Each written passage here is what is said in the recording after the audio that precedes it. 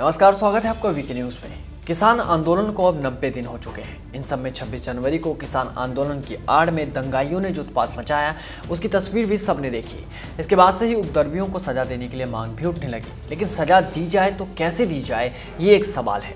सवाल इसलिए क्योंकि इस आंदोलन की आड़ में अभी भी कुछ किसान नेता कथित रूप से दंगाइयों को बचाने की बात कर रहे हैं, सीधे तौर पर दिल्ली पुलिस को चैलेंज दे रहे हैं। सवाल ये भी कि ये कैसे किसान हैं जो सीधा जवानों को चैलेंज दे रहे हैं। क्या इस तरह से किसानों को उनका हक मिलेगा?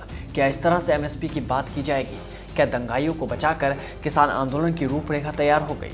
जी हाँ, 26 जनवरी को जो हुआ वो बहुत ही निंदनीय था। कई किसान नेता इससे बड़े आहत भी हुए। कई किसान नेताओं ने कहा कि वो किसान नहीं है, वो हम में से नहीं है, वो आंदोलनकारी नहीं थे। तो फिर वो थे कौन लोग? ट्रैक्टर रैली को टेरर रैली में किसने बदला?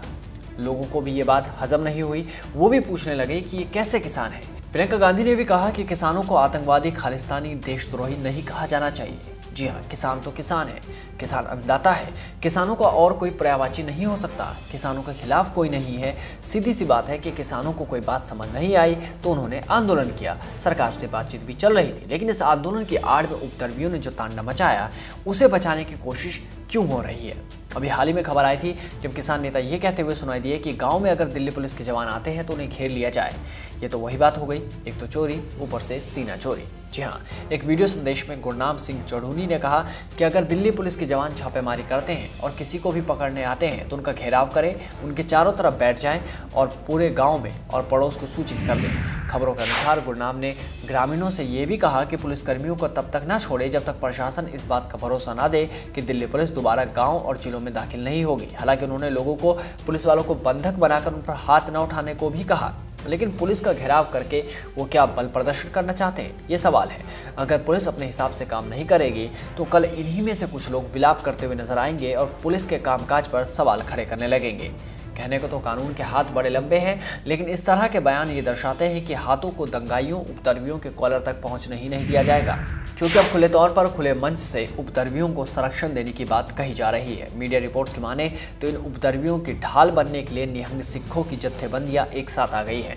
किसान मजदूर संघर्ष कमेटी पंजाब के मंच से निहंग सिख नेता बाबा नारायण सिंह ने कहा कि गणतंत्र दिवस के मामले में सरकार की ओर से कई नौजवानों की गिरफ्तारी की जा चुकी है, कई पर केस भी दर्ज किए जा रहे हैं, लेकिन नौजवानों को डरने या कहीं छिपने की जरूरत नहीं है। उन्होंने कहा जिस पर भी केस दर्ज हो वो हमारे पास आकर सिंघू बॉर्डर पर रह सकता है, किसी की भी गिरफ्तारी नहीं होने देंगे।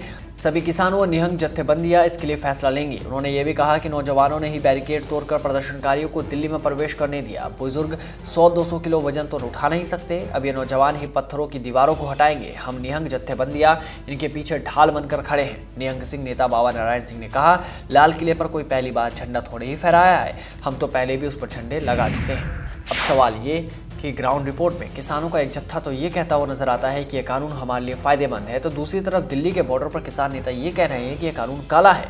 किसानों के साथ तो पूरा देश है। जय जवान जय किसान की बात तो इस देश में शुरू से चलती आ रही है, लेकिन दंगाइयों को, उपद्रवियों को और तिरंगे का अपमान करने वालों को कोई कैसे बचा सकता है? इस रिपोर्ट में बस इतना ही। देश और दुनिया की तमाम बड़ी खबरों से जुड़े रहने के लिए बने रहिए वीके न्यूज़ के साथ। नमस्कार।